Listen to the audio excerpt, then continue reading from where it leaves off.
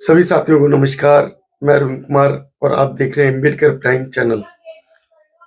साथियों, बहुजन समाज पार्टी बहन मायावती जी ने निर्णय लिया है कि वो अकेले चुनाव लड़ेंगे। तो लोकसभा का चुनाव अकेले लड़ने का उन्होंने निर्णय लिया है, तो कुछ सोच के लिया है। और जो महिला शासन सत्ता में निपुण हो और उन्होंने 4 बार मुख्यमंत्री पद संभाला हो, और ऐसी महिला बहन मायावती जी अगर ये निर्णय ले रही हैं कि वो अकेले ही चुनाव लड़ेंगी, तो उसके पीछे कुछ राज होगा। हम बहुजनों को ये समझना चाहिए कि हम बहुजनों को नहीं बंटना है। हमारा वोट केवल और केवल बीएसपी को जाना चाहिए। हमारी अगर सरकार जो बनती है तो हमारे लिए अच्छे काम हो सकते हैं। अगर आपकी सरकार नहीं बन पाती है तो आपके लिए कोई काम अच्छे करने वाला नहीं है। आपको प्रताड़ित किया जाएगा, आपके विपक्ष में कानून बनेंगे, आपके संविधान को खत्म किया जाएगा, आपके अधिकार की बात नहीं की जाएगी, आपके रोजगार खत्म किए जाएंगे, आपके खिलाफ नए नए कानून बनाए जाएंगे और आपको सरकारी पदों से निकाला जाएगा। आपके लिए सरकारी पद नहीं रखे जाएंगे। अभी आपको अगर मेरी बात पे थोड़ा सा भी विश्वास हो तो अभी की घटना देखिए कि अभी जो सचिव पद की भर्ती कराई गई थी केंद्र सरकार के द्वारा, वो कोई एग्जाम के द्वारा नहीं कराई गई। उसमें भाजपा के चहेते लोगों को उन्होंने सचिव बना दिया और आईएएस पीसीएस के ऊपर उन्हें बैठा दिया। उन्होंने जो साइड से उन्हें मनोनीत कर दिया और सत्ता पे बैठा दिया, क्योंकि सत्ता जो है भाजपा की है। भाजपा सरकार जो कि आप देखें किसी तरीके का कोई काम कर रही है, उसका शिक्षा मंत्री अगर बनता है तो अनपढ़ बनता है, हाई स्कूल पास, और वो भी पत्राचार द्वारा। उदाहरण के लिए स्मृति ईरानी जो शिक्षा मंत्री बनी थी, आपने स्मृति ईरानी का शिक्षा बैकग्राउंड देखा है?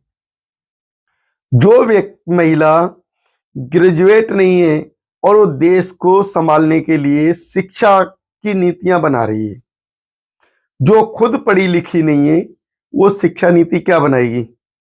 शिक्षा नीति बनाने के लिए देश के शिक्षित व्यक्ति को उस जगह बैठाना चाहिए, लेकिन उसकी जगह 5 साल तक उसने गलत गलत नीतियां बनाई।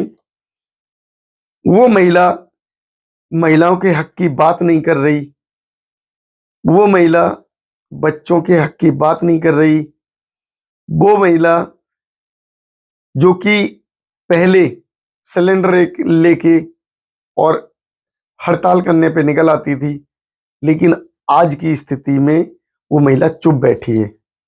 तो वो महिला विरोधी महिला है। अब बात करते हैं हमारे प्रधानमंत्री मोदी जी के लिए। पूरे देश ने देख लिया कि नरेंद्र मोदी फेकू आदमी। नरेंद्र मोदी ने अपनी डिग्रियां जो दिखाई वो पूरे देश ने देखी।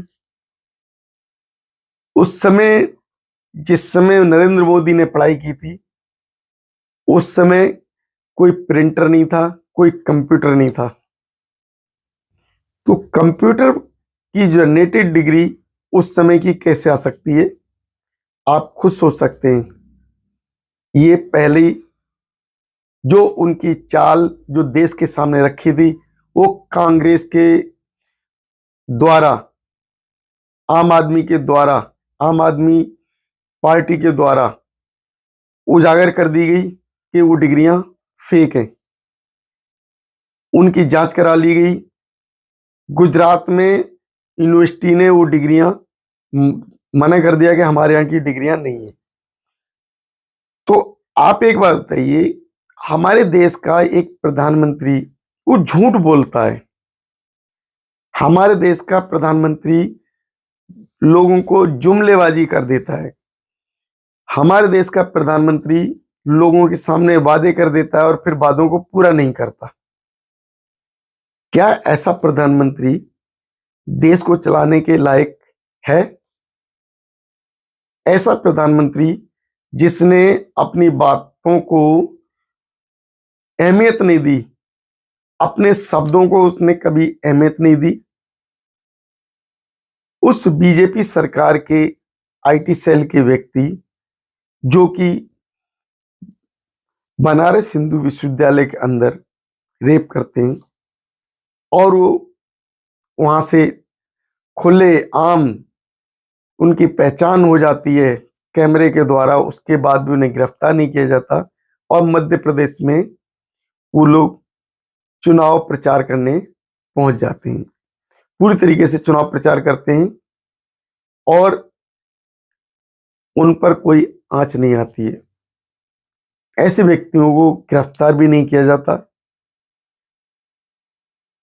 उससे पहले की घटना स्मृति बानो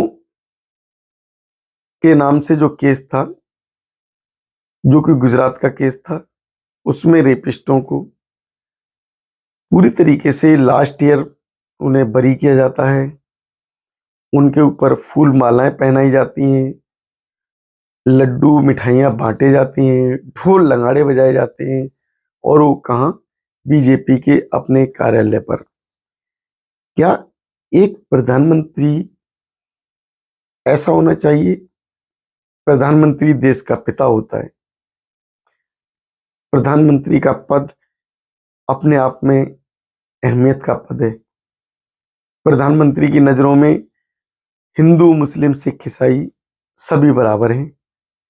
लेकिन हमारा ऐसा प्रधानमंत्री भी मोदी है जो केवल और केवल हिंदू मुस्लिम लड़ाने की बात करता है। तो ऐसे प्रधानमंत्री को शासन सत्ता में रहने का क्या हक है? ऐसे प्रधानमंत्री को जो कि देश को एक नजर से नहीं देखता, देश की जनता को एक नजर से नहीं देखता, क्या शासन सत्ता ठीक तरीके से चला रहा है? मैं आप लोगों से पूछना चाहता हूं, क्या हमें 2024 में ऐसा प्रधानमंत्री चाहिए जो कि फूट डाल रहा है, हिंदू मुस्लिम में बांट रहा है, हमारे भेदभाव को, दूरियों को बढ़ा रहा है? तो हमें ऐसा प्रधानमंत्री क्या चाहिए? अगर हमें ऐसा प्रधानमंत्री नहीं चाहिए तो सोचिए 2024 में हमें बड़े सोच समझ के वोट करना है। वोट करने की आजादी आपको है कि किस तरीके से आप लोगों को वोट करना है। लेकिन मैं तो कहना चाहूंगा, हमारे देश की 3 पार्टियां मुख्य हैं, भाजपा, कांग्रेस और बसपा, जो कि तीनों ही राष्ट्रीय पार्टियां हैं। और तीनों राष्ट्रीय पार्टियों में से 2 पार्टियों को तो आप लोगों ने देख लिया। अब आपके सामने तीसरी पार्टी बहुजन समाजवादी। बहुजन समाजवादी पार्टी, बसपा के शासनकाल को आप लोगों ने देखा, पूरे देश ने देखा बसपा की शासन सत्ता उत्तर प्रदेश में किस तरीके से काम किया है। उन्होंने विकास के लिए किस तरीके से रास्ते दिए हैं, उन्होंने रोजगार के लिए किस तरीके से रास्ते दिए हैं। तो अगर आप लोग 2 पार्टियों को देख चुके हैं तो तीसरी पार्टी की तरफ आप लोग नजर बनाइए। एकजुट होकर तीसरी पार्टी को 2024 में जिताने का, लोकसभा चुनाव 2024 नजदीक है, उसमें उसे जिताने का काम कीजिए। जिससे कि जो है देश को उसी तरक्की के राह पर लाया जा सके जैसा कि उत्तर प्रदेश में ग्रेटर नोएडा, लखनऊ और अन्य जो है शहरों को मायावती जी के शासनकाल में डेवलप किया गया था। नौजवानों को रोजगार दिया गया था। शासन सत्ता दुरुस्त थी। एक शासक वर्ग जो कि आईएएस पीसीएस भी उस शासनकाल में समय पर डर के पहुंचता था। किसी तरीके से ढिलाई नहीं होती थी। तो अगर आप लोगों को अच्छा शासन चाहिए तो 2024 में बहन मायावती को लाइए। बहन मायावती अगर आएंगी तो रोजगार, शिक्षा, स्वास्थ्य, विकास, इस सारे काम करने का उनके अंदर एक जज्बा है जिससे कि वो अच्छा शासन सत्ता चला सकती हैं।